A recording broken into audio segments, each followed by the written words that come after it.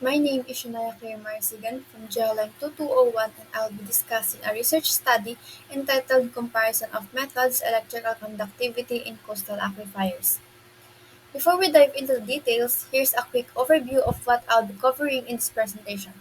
This will guide our discussion from start to finish, and we'll begin with the introduction. Then I'll discuss the materials and methods, then proceed to the results and discussion, and we'll wrap up with a conclusion. Introduction: Coastal aquifers are essential freshwater sources for many communities, especially in low-lying coastal areas. However, these aquifers are increasingly threatened by seawater intrusion driven by over-extraction of groundwater and climate change. Electrical conductivity is a widely used parameter to assess salinity levels, making it a valuable tool for early detection of intrusion. The study focuses on a high-energy beach environment at Spiekeroog Island, Germany, and aims to compare easy measurement methods to better understand their accuracy, limitations, and how they can be combined for reliable salinity monitoring. This comparison is essential to support environmental monitoring and groundwater management in vulnerable coastal zones. The materials and methods are divided into parts. First is the study area. The research is conducted on Spiekeroog Island, a barrier island on the North Sea coast of Germany.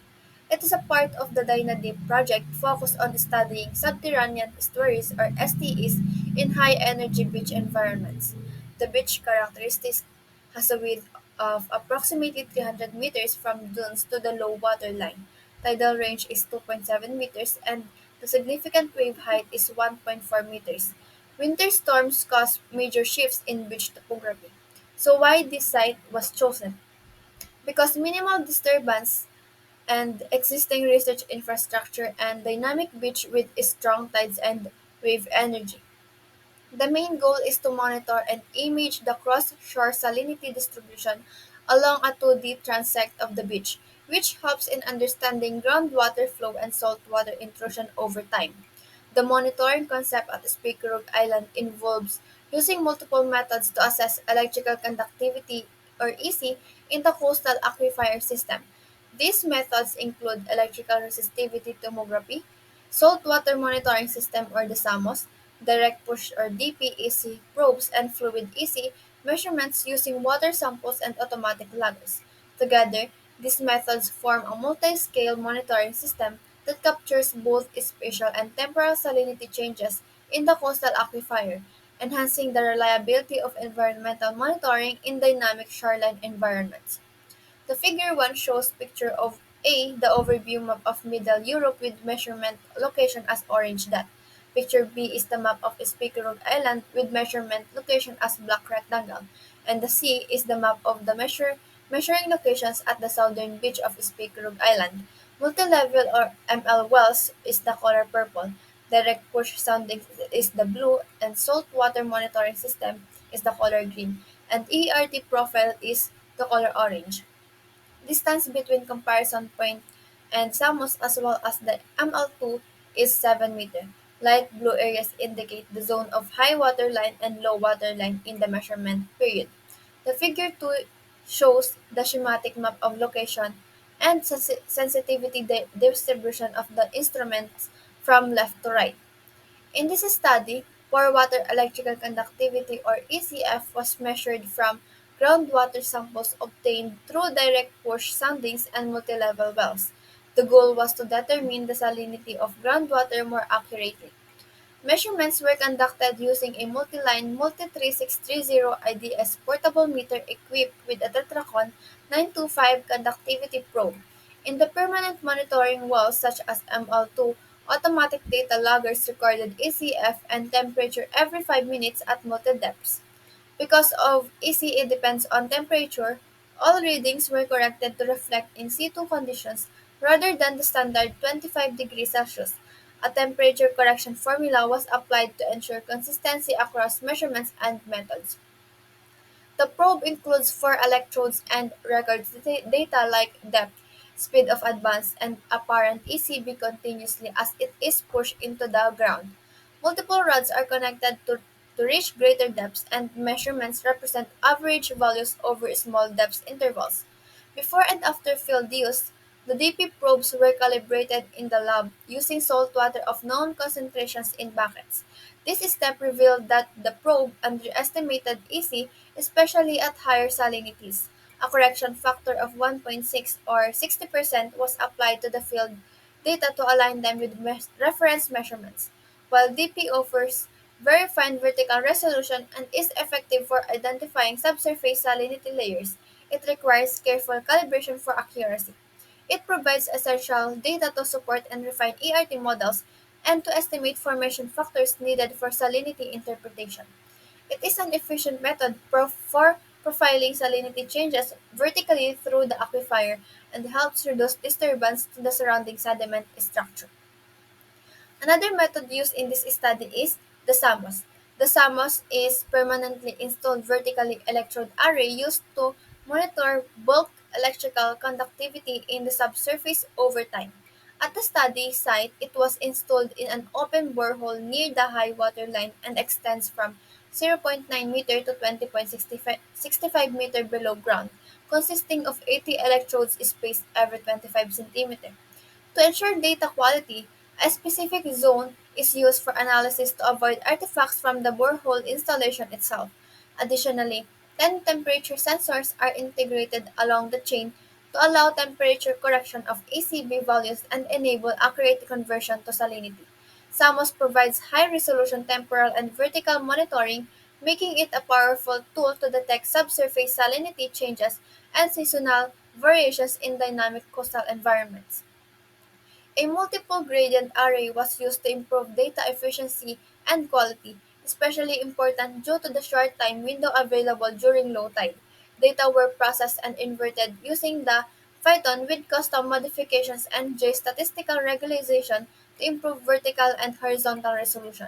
ERT is used in this study to provide broader spatial coverage of ECB, allowing the team to monitor the saltwater-freshwater interface and subsurface salinity changes along the shore. However, it requires supporting data, such as temperature and formation factors for accurate interpretation. Temperature data were collected from loggers in the Samos system, the ML2 multilevel well, and surface seawater records. These values were linearly interpolated to create a 1D temperature model over depth and time. This method was used to correct all AC data to 25 degrees Celsius, ensuring consistency across different methods and time periods. To accurately determine salinity from electrical conductivity measurements, the researchers developed temperature and formation factor models. These models are essential for converting raw EC data into meaningful salinity information, particularly when comparing results from different monitoring tools like ERT, SAMOS, DP, and loggers. They ensure the temperature effects and subsurface and heterogeneity are accounted for in salinity assessments. Now, let's move on to the result of the study. This first is the ART. ART profiles from January and March 2023 showed high ECB in the shallow intertidal zone, lower ECB at depth indicating freshwater discharge, and seasonal changes were observed. Conductivity increased at depth and decreased near the surface over time. Next method is SAMOS. Showed similar trends to ERT, decrease in ECB in the upper 5 meter between January and March, stable freshwater layer deeper down at 15 meter matching previous observation. Time series data showed slow salinity changes, supporting the idea of gradual mixing. This part looked at how salinity levels change over 2 months at different depths in the coastal aquifer. At 6 meter depth, salinity decreased over time. Tides influence this layer and likely caused by freshwater recharging the aquifer and pushing salt water away. At 12 meters depth, salinity stayed stable and no clear tidal signals. This layer seems to be buffered from surface effects. At 18 meters depth, salinity increased over time, weak tidal influence seen, and likely due to upward movement of salt water from deeper zones. The comparison between Samos and Lager is that Samos gave broader but less detailed results. Lagers provided more precise real-time changes, but both agreed on the trends, which strengthens the findings. It helps identify where and how salinity is changing, supports better groundwater management, and useful for tracking seawater intrusion and freshwater recharge.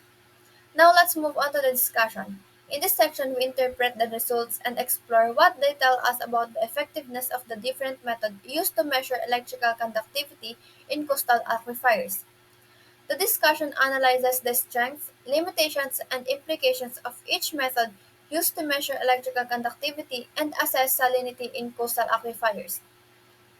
The strength in DP provides high-resolution vertical profiles of electricity conductivity, making it excellent for detecting fine-scale salinity variations in the subsurface. In limitation, the method's accuracy depends heavily on proper calibration. Without calibration, especially in high salinity conditions, the measurements can be significantly off. In this study, DP probes underestimated ECB. Lab testing showed the need for a correction factor of 1.6 to align with reference data. The formation factor is used to convert bulk electrical conductivity from geophysical methods into fluid conductivity, which is then used to calculate salinity. The challenges they encounter are ignoring lithological variation can cause errors in salinity estimates, especially across sediment boundaries. Apparent salinity changes may reflect changes in sediment properties rather than actual changes in salinity. The model used in this study aligns well with previous research and improves interpretation of EC data. Temperature strongly affects electrical conductivity measurements, so accurate temperature correction is essential when converting EC to salinity. Approach they used in the study is a 1D temperature model was created using the data loggers in the Samos chain and ML2 well, surface water temperature as the upper boundary. The limitations is the 1D model may not represent the true 2D temperature distribution, especially across the beach. Groundwater temperature can vary due to seasonal changes, infiltration, or hydrodynamics, and more data or modeling is needed to improve accuracy for ERT-based salinity estimates. The figure 7 shows easy data from different depths: 6 meter, 12 meter, and 18 meter. Samos data in orange with lines for the mean and boundary screen depths associated with the left y-axis. The fluid loggers and samples in blue plot on the right y-axis. Both axes were aligned using the retrieve formation factors. Because of this, all values can be read on both axes, such as ECF or ECB, and fluid samples are represented as green triangle. Findings: only minor changes in electrical conductivity were observed. The relatively stable conditions during this time allowed for a clearer comparison of measurement methods without interference from rapid environmental shifts. Implication is, while this short period showed limited temporal variation, more dynamic changes, such as from storms or seasonal effects, are expected over longer periods in such high-energy beach environments. Longer-term monitoring is needed to fully capture the salinity dynamics, but short-term data are valuable for method validation and calibration. To conclude, the study compared several methods for measuring pore water salinity using electrical conductivity in a coastal aquifer. The main findings in this study are each method has unique strengths and limitations in terms of resolution, accuracy, and spatial temporal coverage. DP provides detailed vertical resolution but requires regular calibration. ERT offers wide spatial coverage but needs correction using temperature and formation factors. SAMOS is excellent for high resolution monitoring at a single point. Temperature and formation factor models are essential to accurately convert EC to salinity. Combining all these methods yields the most reliable salinity images. Thank you.